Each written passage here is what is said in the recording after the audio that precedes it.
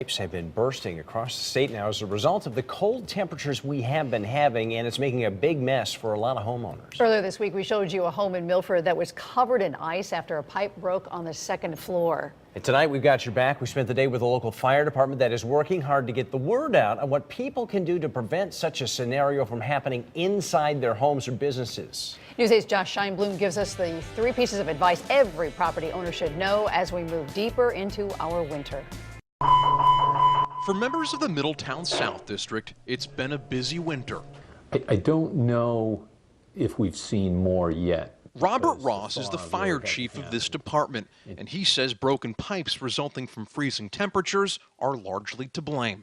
We expect that, the area, the whole state is probably going to see a lot of it in the next day or two. The good news is there are things you can do today to help protect your pipes, like going around the house and making sure your windows aren't open. It sounds obvious, but it's a mistake people make all too often.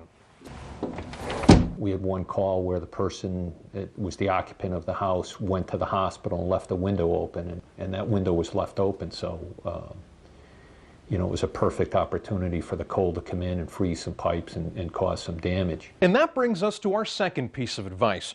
Don't turn your thermostat down too low. People think they can, limit themselves into a smaller space within their house to save money, to save fuel.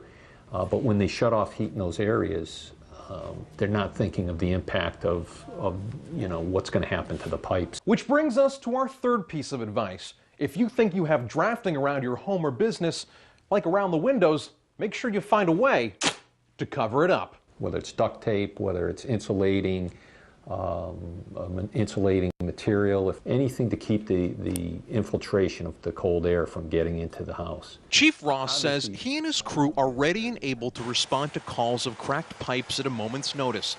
But it's his hope people take steps now to prevent such breakage, so that way the resources can be used for other emergencies. It can be quite a headache. In Middletown, Josh Scheinblum, News 8.